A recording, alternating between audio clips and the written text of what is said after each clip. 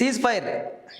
Iran, America, Israel మధ్య 2 వారాల పాటు కాల్పుల విరమణ ఒప్పందం డెడ్లైన్కు 90 నిమిషాల ముందు ప్రకటించిన ట్రంప్ సీజ్ ఫైర్ చేసుకోవాలని ట్రంప్ను, హార్మూజ్ను తెరవాలని ఇరాన్ను ట్యాగ్ చేస్తూ పాక్ ప్రధాని ఎక్స్లో పోస్ట్ అంటూ చూస్తున్నామండి. సో ఎట్టకేలకు మొత్తం మీద మాత్రం యుద్ధానికి మాత్రం కొంచెం తెరపడిందని చెప్పాలి. అంటే 2 వారాల పాటు యుద్ధం ఆగుతూ ఉన్నది. ఇక సీజ్ ఫైర్ 2 దేశాల మధ్య ఒప్పందం జరిగింది. అంటే 3 దేశాల మధ్య ఇక ఇరాను, అమెరికా, ఇజ్రాయెల్. అంటే ఎక్కువ పాత్ర ట్రంప్దే ఉంది ఇక్కడ. ట్రంప్ ఏం చేసిండు? సో మీరు ఇక మాతో ఒప్పందం చేసుకుంటారా, చేసుకోరా, లేకపోతే ఇరాన్ని లేకుండా చేస్తా, అంతం చేస్తా అని చెప్పిండు. ఇక నిజంగా ట్రంప్ చూస్తే వాస్తవానికి ఇక పవన్ కళ్యాణ్ డైలాగ్ ఉంటుంది కదండి, నాకు కొంచెం తిక్కుంది కానీ దానికి లెక్క ఉంది అన్నట్టే ప్రవర్తించండి. ఇక మొత్తం మీద మాత్రం అనుకున్న సాధించిన ట్రంప్. సో ట్రంప్ ముచ్చట ఎట్లుందంటే ఇక నేను పట్టుకున్న కుందేలకు 3 కాళ్ళు అని చెప్పి ఎట్లయితే అంటారో ఆయన కూడా అదే స్టైల్లో చేసిండు ఇక. సో మొత్తం మీద మాత్రం ఇరాన్ని మాత్రం బెదిరించిండు. సో ఎట్టకేలకు మాత్రం సీజ్ ఫైర్ ఒప్పందాలు జరిగినాయి. సో ఇక మొత్తం మీద అయితే ఇద్దరు కలిసి డోర్ క్లోజ్ చేసుకోవాలంటే వైట్ హౌస్లో క్లోజ్డ్ డోర్ మీటింగ్ జరిగిందట. పాక్ ప్రధానితో మాట్లాడాక కాల్పుల విరమణ నిర్ణయం అనంతరం ట్రూత్ సోషల్ మీడియాలో ట్రంప్ పోస్ట్ పెట్టిండు. 2 వారాల సీజ్ ఫైర్కు ఇరాన్ సైతం అంగీకారం, తమ దేశంపై దాడులు పూర్తిగా ఆగితేనే అని కండిషన్ అంటూ చూస్తున్నాం ఇక్కడ. సో ఇక్కడ 2 దేశాల మధ్య ఒక 10 కండిషన్లు పెట్టుకున్నట్టు ఇక. సో ఇక ఎప్పుడు కూడా అంటే ప్రధానంగా ఇరాన్ ఏం చెప్తుందంటే ట్రంప్కు, మా మీద మళ్ళీ ఎప్పుడు కూడా భవిష్యత్తులో కూడా ఎప్పుడు కూడా మీరు యుద్ధం చేయొద్దు, యుద్ధం కూడా ప్రకటించొద్దు, మా మీద ఎలాంటి మిసైల్ దాడులు కానీ ఏది కూడా చేయొద్దు అని చెప్పిందట. సో హార్మూజ్ జలసంధి మీద పూర్తి హక్కు మా ఇరాన్కే ఉండాలా, మాకే హక్కు ఉంటుంది అని చెప్పడం కూడా జరిగిందట. దాంతోపాటు మీ బలగాలు ఏవైతే ఉన్నాయో, ఈ అమెరికా బలగాలు ఏవైతే ఉన్నాయో అవన్నీ కూడా వెనక్కి వెళ్ళిపోవాలా అని చెప్పి కూడా వాళ్ళు డిమాండ్ తీసుకొని రావడం జరిగింది. అదేవిధంగా మేము ఇరాన్ అన్ని దేశాలతో మేము వ్యాపార సంబంధాలు పెట్టుకుంటాం, అందరితో మేము వ్యాపారం చేస్తాం, అట్లా మాకు అవకాశం ఇవ్వాలి అని చెప్పి ఇలా పలు రకాల కండిషన్లతో అయితే వాళ్ళు ఇద్దరు కూడా మాట్లాడుకోవడం జరిగింది. ఎట్టకేలకు మాత్రం ఇక పాకిస్తాన్ ప్రధాని ఆయన చెప్పిన మాటలకు ట్రంప్ అంటే ఆయన మధ్యవర్తిత్వం వర్తించిండు ఇక. సో ఇక ట్రంప్ ఎట్టకేలకు ఒప్పుకున్నాడు.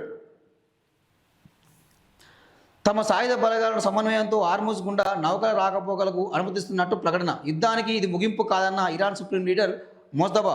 తమ వేళ్లు ఇంకా ట్రిగ్గర్ పైనే ఉన్నాయంటూ కామెంట్. తక్షణమే కాల్పులు నిలిపివేయాలని అన్ని సైనిక విభాగాలకు ఆర్డర్ అంటూ మనం చూస్తున్నామండి. సో ఇక ఎట్టకేలకు మాత్రం అంటే ఎవరు గెలిచినట్టు మరి ఒక పక్క ఏమంటుంది, ఇరాన్ మేమే విజయం సాధించినామని చెప్పి ఓ పక్క చెప్పుకుంటా ఉంది, ట్రంప్ నేనే విజయం సాధించిన అని చెప్పి ఓ పక్క చెప్పుకుంటా ఉన్నది. సో ఏదేమైనా కానీ ఇక మొత్తం మీద ఎట్టకేలకు మాత్రం ఈ చర్చలు జరిగినాయి. మరి ఈ చర్చలు అనేది అదేదో ముందే పెట్టుకుంటే అయిపోయేది కదా. సో ఇక్కడ విషయం ఏంటంటే ఎక్కువ నష్టపోయింది ఇరాన్ ఎక్కువ నష్టపోయింది. ఆ సుప్రీం లీడర్ ఖమేనీ చనిపోయిండు, అయతుల్లా ఖమేనీ చనిపోయిండు. సో తర్వాత ఇంకో సుప్రీం లీడర్ ఆయన చనిపోయిండు. సో ఇప్పుడున్న ముస్తఫా కూడా కోమాలో ఉన్నట్టు చెప్తా ఉన్నారు. సో ఆర్థికంగా నష్టపోయింది, చాలా విధాలుగా నష్టపోయింది. సో ఆ చర్చలు ఏదో ముందే పెట్టుకుంటే అయిపోయే పరిస్థితి. సో ఇక్కడ ఏంది, ఈగోలకు పోయి అహంకారానికి పోయి వీళ్ళు యుద్ధం చేసుకోవడం వల్ల ఏమైంది, అక్కడ ఆస్తి నష్టం జరిగింది, ప్రాణ నష్టం జరిగింది. కానీ బలైంది ఎవరైనా అక్కడ ఉన్న ఎవరైనా సరే సామాన్యులే బలవుతారు. ఎక్కడైనా ఏ యుద్ధం జరిగినా బలయ్యేది సామాన్యులే, పేద వర్గాలకు చెందినవారే. సో వాస్తవాన్ని కూడా అన్యం పుణ్యం తెలియని స్టూడెంట్స్ కూడా చనిపోయారు. ఆ స్కూళ్ళ మీద దాడులు జరిగినాయి, చూసినాం కదండి యుద్ధం. సో ఇదంతా ఏంటంటే ఇక క్రూడాయిల్ ఒప్పందం. క్రూడాయిల్ ఒప్పందం ఇదే విధంగా అక్కడ ఉన్న యురేనియం సంబంధించి ఒప్పందాలు ఇక. సో ఇక్కడ ఏంది, మాతోని నువ్వు ఒప్పందం చేసుకోవాలి అని చెప్పి డిమాండ్తో ఈయన యుద్ధం చేసిండు. ట్రంప్ నోట పూటకో మాట. యుద్ధం నుంచి విరమణ దాకా పదే మాట మార్చిన అమెరికా ప్రెసిడెంట్ హార్మూజ్పై పరస్పర విరుద్ధ ప్రకటనలు. డెడ్లైన్ల పొడిగింపునకు లెక్కే లేదు. ట్రంప్ తీరుతో పశ్చిమాసియాలో గందరగోళం అంటూ మనం చూస్తున్నామండి. సో ఇది హార్మూజ్ మళ్ళీ క్లోజ్. లెబనాన్పై దాడులకు నిరసనగా ఇరాన్ సంచలన నిర్ణయం. సీజ్ ఫైర్ ఒప్పందాన్ని ఇజ్రాయెల్ ఉల్లంఘించిందని ఆరోపణ. 100 బాంబులు వేసి 254 మందిని చంపడంపై ఫైర్. 1982 తర్వాత లెబనాన్పై ఇవే భయంకరమైన దాడులు. 10 నిమిషాల్లో 100 బాంబులు, 254 మంది మృతి, 100 మందికి పైగా గాయాలు.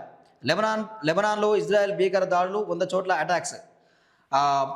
పేరుకే కాల్పుల విరమణ, ఆగని యుద్ధం.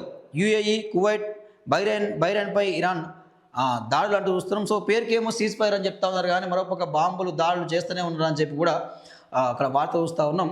సో ఇదండి ఈ ఇరాన్, ఇజ్రాయెల్, అమెరికా యుద్ధం సంబంధించి వార్త. సో ఇక ఇట్లా కండిషన్లు పెట్టుకోవడం ద్వారా ఇక్కడ ఇరాన్ నాగరికతను తుడిచిపెట్టేస్తానని తీవ్ర హెచ్చరికలు చేసిన అమెరికా ప్రెసిడెంట్ డొనాల్డ్ ట్రంప్ చివరి నిమిషంలో వెనక్కి తగ్గారు. ఇరాన్పై యుద్ధానికి తాత్కాలికంగా బ్రేక్ ఇచ్చారు. పాకిస్తాన్ మధ్యవర్తిత్వం, ఇరాన్ పంపిన 10 సూత్రాల ప్రతిపాదనతో మెత్తబడ్డ ఆయన సీజ్ ఫైర్కు ఓకే చెప్పారు. ఈ మేరకు డెడ్ లైన్కు 90 నిమిషాల ముందు బుధవారం తెల్లవారుజామున భారత కాలమానం ప్రకారం ట్రూత్ సోషల్ మీడియాలో పోస్ట్ పెట్టారు. హార్మూజ్ జలసంధిని తెరవాలనే షరతుకు లోబడి ఇరాన్కు 2 వారాల గడువు ఇచ్చేందుకు కాల్పుల విరమణకు అంగీకరించాలని ప్రకటించారు. ఇది ఇరువైపులా కాల్పుల విరమణ అని తెలిపారు. ఆ 10 పాయింట్ల ప్రతిపాదనలు చర్చలు జరపడానికి అనుకూలంగా ఉన్నాయని పేర్కొన్నారు. దీంతో ఇరాన్ మొత్తం నాశనం చేస్తానన్న ట్రంప్ ప్రకటనలు వెనక్కి తగ్గేదే లేదన్న ఇరాన్ తెగింపుతో తెల్లారేసరికి ఏం జరుగుతుందోనన్న కలవరపడ్డ ప్రపంచం ఊపిరి పీల్చుకుంది అంటూ మనం ఇక్కడ వార్త చూస్తామని. సో ఏం జరుగుతుంది మరి, ఇక 3వ ప్రపంచ యుద్ధానికి దారితీసే అవకాశం ఉందా, లేకపోతే అణుబాంబు వేసే పరిస్థితి ఉందా ట్రంప్ అని చెప్పి నిన్న మాత్రం చాలా వరకు కూడా ప్రపంచ దేశాలు మొత్తం కూడా ఈ యుద్ధం ఎటువైపు పోతుంది, ఎటు దారి తీస్తుంది ఏంది అనేది చాలా కలవరపడ్డాయి, చాలా భయాందోళనకు గురైనాయి. సో దాంతో మొత్తం మీద మాత్రం తెరబడింది, కొంత ఊపిరి పీల్చుకునే పరిస్థితి వచ్చింది ఇక్కడ అన్ని ప్రపంచ దేశాలు కూడా.